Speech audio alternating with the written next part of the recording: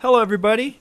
Welcome back to Nothing Exempt, the show where we talk about whatever we want. And that means that we're free to have an unprepared show about the news that just broke that President Trump is backing someone for president of Venezuela who's not the president of Venezuela. I'm here with my co-host, Nicholas Pardini. Nicholas, say hi and tell me what you think about this initial news. Well, I mean, I don't know enough about Juan Guaido to really have an opinion on his policies, good or bad. I don't really, but I think anybody over the current situation is probably an improvement. Yeah, well, the fact that this is kind of like a international coup. Nobody's dead, but Juan Guaido came up and said, "I'm president," and then minutes later, Trump and Canada, Argentina, Brazil, Colombia, and Panama all backed him. It's like a international public relations event to try to change the leadership in Venezuela. Well, I think because the rest of the world is tired, or at least the Americas, is tired of Venezuela as a humanitarian crisis. Venezuela has a country with a lot of economic potential. It has some of the most abundant oil reserves in the world. They're number one. They've got the most abundant oil reserves of anybody in the whole world. They're producing their oil at less than 25% capacity right now. They have nice beaches and a lot of nature and a relatively educated population. They shouldn't be starving like they are. There shouldn't be this type of disaster hyperinflation like there has been the last several years. It shouldn't be the most violent country for civilians in the world, or it's up there. I don't know if it's the most violent, but it's definitely top 10.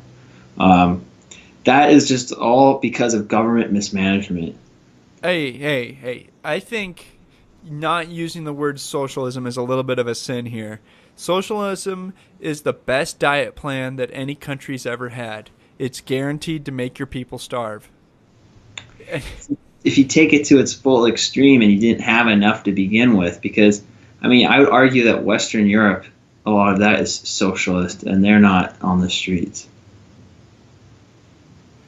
Right, but it's like you never go full socialist. You go full socialist, Venezuela, communist Russia, communist China style, people die of starvation.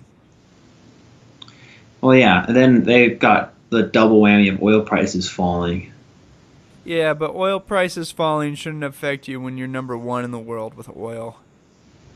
Well, I mean, they don't have any skilled engineering talent in the country anymore because they've stamped Nick. I agree with you. They've stamped out that oil industry. They killed they skinned the golden goose and threw it in a deep fat fryer and ate it. Probably sold it on the black market because honestly, they should have known that you can socialize the whole economy as long as you let other companies take your oil out and not screw it up. But they nationalized their oil system and gave control over it to cronies and made it a terrible mess. Well, on top of that, in terms of aid packages, they agreed to borrow money from Russia and China, but in exchange of hard barrels of oil as payment instead of cash, at heavily discounts from the spot price. Well, that was round two. Okay, we're falling apart. Now let's try to buy it back with whatever deal we can sign with anybody. It didn't work out so well for them. That was once they were already into the spiral that they did those things. And not to mention that, but there was a couple tankers that have been seized for lack of payment. Yeah. When you lose your ability to transport the oil, you can't even transport it because your tankers are getting seized. It's really bad. So what do you think about the fact that we're trying to meddle like this, and that we got a huge coalition to all try to meddle at the same time? Well, I mean, I'm not sure how far they're going to have to meddle. I mean, hopefully there's no need to bring American troops or UN troops to Venezuela. Yeah, I'm not saying let's not talk about the opportunity for things to get worse. Let's just talk about the fact, like, what if we got Russia, China, and Western Europe to all back Hillary Clinton after she lost the election to say we all recognize Hillary Clinton as president, and isn't that an act of war? Well, yeah, that's not really what you should be doing. But at the same time, Maduro's election wasn't entirely legitimate. Well, of course it wasn't legitimate. But Nick, what's that got to do with the fact that we're announcing that we choose somebody else? Yeah, I mean, I agree with you. That's normally a bad idea. But if you're the Venezuelan people, unless if you have like personal ties to the government, or you've been bought off like a lot of their military, you're probably happy that this is happening. I don't disagree that the people there are probably happy for it. I don't actually know what Guidado, or however you say his name, would act, and maybe he'd be worse. You know, a change in politics and a change in power doesn't always mean it's better for everybody. I would hope so, since you're so But if he's far being down. backed by the Western countries, they're probably going to be demanding some sort of reforms in exchange. Yeah, that that sounds like a plausible deal that could have happened in the back rooms. That they say, hey, we'll back you, but I want you to open up your markets if we get you power. Yeah, and it'd be good if they brought back foreign expertise to help fix their oil industry. They could quadruple their production, and that would solve a lot of their trade balance issues that are causing inflation. Also, they needed to get rid of their old currency peg if they hadn't already. That caused a lot of money to flow out of the country in this first place. And also, a lot of the wealthy Venezuelans who have fled, if there's a more stable environment, will probably come back and bring their money back with them. Okay, but what if this interim, because we've basically declared war on the existing government by supporting somebody else, who's also in the government, so this is a little weird. I don't know how it will play out, but what if there is violence and bloodshed because we did this? I think that it would have happened anyway. Like, what's the alternative? That this guy does a coup with no backing, and Maduro just mows all these people down who are protesting? You make a good point. I would still say that it's not our place to make any kind of backing of anybody. Not to interfere in anybody's internal affairs, no matter what.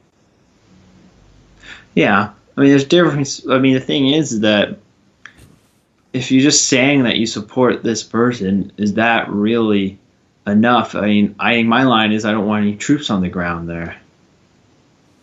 I agree. I don't want any troops on the ground. We do not want any kind of military intervention we don't want to go further down the road. What are your views on economic sanctions generally? But Nick, you said support, and I don't think support is the same thing as saying we recognize the other guy as president. Yeah. That's even worse. Like that's where I would draw the line. I would say going out on Twitter and saying, "Hey, I wish that other guy had won." That's one thing, but to say we're not even going to recognize the existing president, we're recognizing this guy as president. Yeah. Like if America and Venezuela were switched, we would not tolerate it. We would likely put boots on the ground. We would say, "Sorry, buddy. You're going to recognize the real president." What are your views on economic sanctions generally? Too broad of a topic to say generally. I think that there are situations where you can do some things. But I think like our economic sanctions on Iran are completely unfounded, worthless, terrible, absolutely pointless, awful things. I can't say enough bad things about them. There's no reason to be doing any of them. So, do you want to talk about any kind of specific sanction? Like, should we? No, I just want to say, should it be a weapon in the toolbox for foreign policy or not? I think hardcore libertarians would argue that you should never sanction a country because that's effectively an act of war. But others argue it's better than going to war and in a more globalized economy, you could probably get a lot done just with economic sanctions and save a lot of bloodshed. I definitely am on the side of libertarians where I say that it's almost always the wrong thing to do, and it can be an act of war.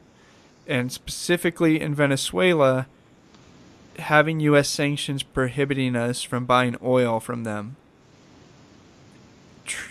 causes suffering for the people in Venezuela unnecessarily, and causes us to have a higher price of oil possibly. And so it's bad for both sides to have them. I don't see what the benefit is for Americans. But is it okay to have some kind of sanctions on some things? Yeah. Like uh, tungsten out of the Democratic Republic of Congo if they're using slave labor to mine tungsten. I don't know if that's a specific Yeah, but case. Venezuela, they're running this totalitarian socialist regime that's starving its people.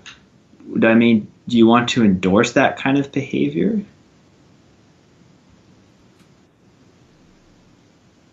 You don't have to say, we're not going to buy any oil from you. You can say to them, we will trade you oil for bread or rice. Or like you can put a sanction on that doesn't make people starve. Yeah, but So I think that would be the more humanitarian option to trade, say, I will trade you food for oil. yeah, but then you're surviving longer than it would otherwise. I mean, potentially, yeah. Um, but people get food and you get oil, so it's a deal that's good for both sides. Yeah, I mean, I think that honestly, with this change in power, it's probably not going to be good for oil prices because it's going to add a lot of supply to the market. Not immediately, but in the longer term. Potentially, yes, but it needs to be an environment where companies in other countries feel safe enough to invest their money in Venezuela to actually go in and change output. So it's not just a change in leadership, it's got to be an actual change in government, then a period of time that goes by to build up trust internationally. And then investment goes in, makes everything up to speed on modern technology, then starts making oil. So I would say that's got to be at least 5 years. Yeah, I mean, this is nothing immediate. But yeah, I mean, it's good for the world if Venezuela could get out of socialism. Socialism kills people. Like the Ocasio Cortez regime involves people living in medieval standards of living, possibly dying early, terrible things happening to everybody. I mean, I agree with you. Socialism is not a good outcome and does lead to lower living standards and general social malaise. But I think in the developed countries, though, you've got it's not going to lead back to medieval living standards, especially the new tech modified Well, socialism. Nick, like Margaret Thatcher once said, the problem with socialism is you eventually run out of other people's money. So what you're saying is because we're going to start with a big pile, we can make it a little bit longer before we run out of everyone else's money. Yeah, and also you can have production without work now, which is a little bit different. Like with technology and particularly in automation and robotics, like even if people don't work as hard because they're not incentivized to do so, you could still have stuff be made by either government directly or from pseudo government like mega corporations. Well, if that's the way the world's moving, but you go to full socialism, we will quickly recede from that level of technology away from robotics, back to manual labor. People who are able to design, build, and maintain robotics won't end up in those positions. Those positions will fall apart. The whole world just falls apart under socialism. Yeah, I mean if it's a just a more crony style system, then Yeah, if it's straight fascism, you can force things to work, but everybody will be poor on the on the average. Well, I do think everybody would be poor on the average. Like if you had the basic socialist society, it'd be basically like everybody living like a college freshman for their entire life. I mean, your life's not horrible, but like, can a college freshman afford to buy a house or raise a family or do anything other than watch Netflix and party? No.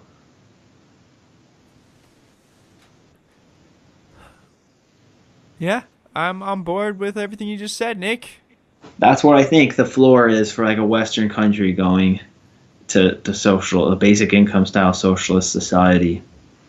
I mean, that floor is much higher than say Venezuela, but I don't still don't think it's a pleasant environment.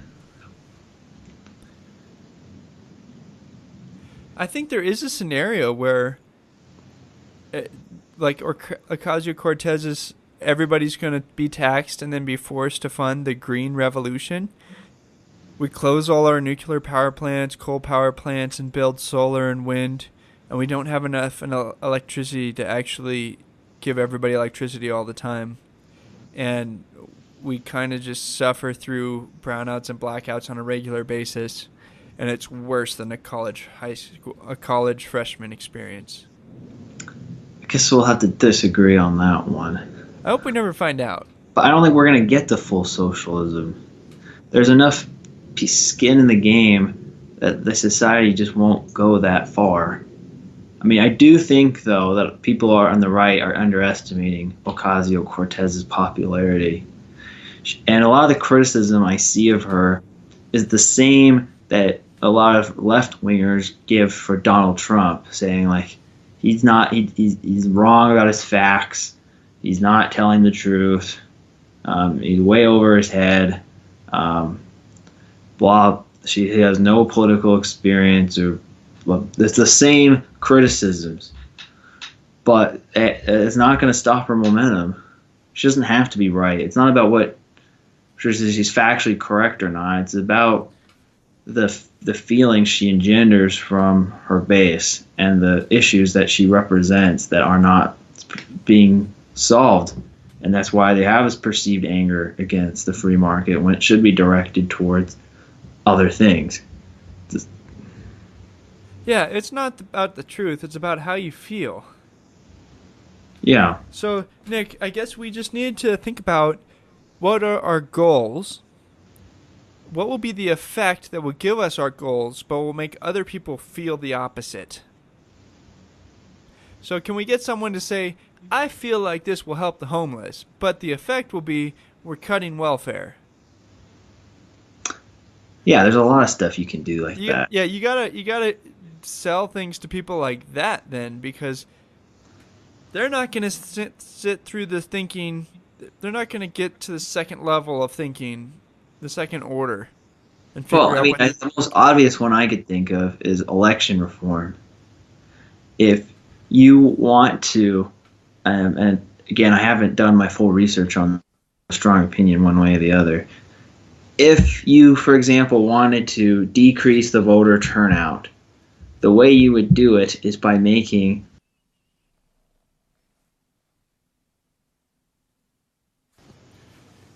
Nick, you cut out. You need to get a better internet connection. notice. Okay, Nick, you just hang out for a second, and I hope you come back, and you can tell me about your plan about how to get less people to turn out. You can't hear me? Oh, there you are. You're back. Tell me about how you would get less people to turn out. No, I'm saying if my goal was to get less people to turn out, the way you would do that is to make election day on a weekend or on a Friday or a Monday and make it a holiday. Because it would be in the spirit of increasing turnout, because you're saying, oh, people don't have to work, so that means they won't have to miss their time going to the ballot box. But in practice, people just use that time to take long vacations. I'm all for it. So, and there's probably a lot of examples like that. It seems like the history of American politics is that you try to get your goal done by trying to pass a policy that's intended to do the opposite. Yeah, we need to come up with a like green, won't hurt the environment, unicorns are our best friends act. But in reality, the even though you think the wording says that's what's going to happen, you get the opposite. You get cheaper energy. Well, yeah, that's what chain migration was. The reason why that was passed because they wanted to protect some of the politicians back then wanted to not influence the demographics too much of the country by liberalizing immigration. But what they did is instead of making it skill based, they brought in more unskilled people through family connections, and it had the exact opposite effect. That just shows you that government intentions tend not to work out the way as planned. Yeah, welfare makes more people poor. Social Security makes people work less, live longer. Do you think Social Security extends the lifespan of people? No. No. That's the most But they ridiculous just, comment but probably they, on the hey show. Nick, they picked Social Security's age based on the average lifespan, and then immediately since then, lifespans increased. Coincidence? Maybe. I think it's because of medical advancements. I know, Nick. I'm not really this kind of conspiracy theorist. I'm just having a fun time talking about it. But actually, if you notice, the thing that's interesting about medicine, which is completely off topic, is I saw this chart done where it shows there's actually a big inequality in lifespan, particularly for men. Between men and women? No, between men of lower income and higher income. And the spread between men and women is also income based. Like the spread between men and women in terms of who are in the top 1% of income is less than 2 years in terms of average lifespan. They both die in the high 80s. Whereas the gap is more than 10 years for the poorest men versus the poorest women. Whereas the poorest men in America die at an average age of 72.7 years. Whereas the average wealthy men die at over 88 years old. That seems incredibly obvious when you think about it because you're poor and you see something wrong with your body or feel something and you can't afford to go to the doctor and maybe you go too late and you die. Whatever the ailment. If it comes down to can you afford to go to the doctor on a regular basis to catch something that's obvious that you would see with blood work 5 years ahead of time, but you don't do the blood work because you can't afford it. If you're on the poorest end of society, you don't get that and you die from it. Yeah, so, but why do you think the gender gap narrows so much, though, in terms of life expectancy with income? I would say that life expectancy must also be related to workplace related things like the number of hours you worked or how you work, maybe outside you have a hard life, and when everybody's rich nobody's doing hard labor and everybody has access to doctors the same way to get access to all the medicine that's available. So if you think about a middle class family, or a middle class person, a man outside working in the oil fields at $70,000 a year, you imagine that kind of life leads to problems that might lower life expectancy. Exposure to chemicals and harsh environment and eating poor food out in the middle of nowhere, bad nutrition in the middle of North Dakota, and the woman who's making $70,000 as a nurse might be working long hours, might not be healthy too, but probably has access to other things like salads and the gym and other things that are close by. So I would think that the gap in the middle class is really high. No, it narrows. Like it's the highest at the lowest income levels. That's explained by homeless men. Women Yeah. aren't homeless. And it narrows with income. The difference is statistically insignificant among the top earners. Which kind of just dispels the myth that like women naturally live longer. Yeah, if you take out the bottom end, the people who aren't smart enough and educated enough to know when there's something wrong with their body or how to deal with it or what to do about it, and are homeless and living bad, poor, probably lives full of malnutrition and alcohol. You take out all the bottom end, and it's pretty equal. It has to do with risky behavior. That's probably why there still is a slight gap, even on the higher income levels, is because men are more likely to get themselves involved with risky behavior, whether it's extreme sports or drug abuse or Driving race cars. driving like without a seatbelt or other stuff that would be considered reckless. Well, yeah, I feel like this show went on a very long trip away from the initial topic. So I'd really appreciate it if you, the listener, could reach out to us and tell us what you thought about this show and write us a review on iTunes. Be honest or don't, it doesn't matter. We would love to have more ratings. We love reading them. And Nick, how should they reach out to you? They could reach out to us on Twitter at Nothing Exempt or our Nothing Exempt subreddit. Or they can email us at nick@nothingexempt.com or brian@nothingexempt.com. Yeah, and happy January, everybody. We're trying to get back into the string of things. If you have any guests that you think would be great to bring on the show, we're looking to fill it up for the year.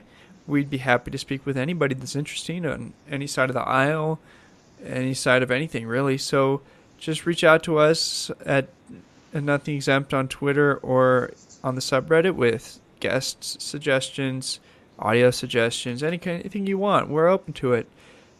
And in other news, we'll be doing our next Island series to be released this Saturday. So stay tuned.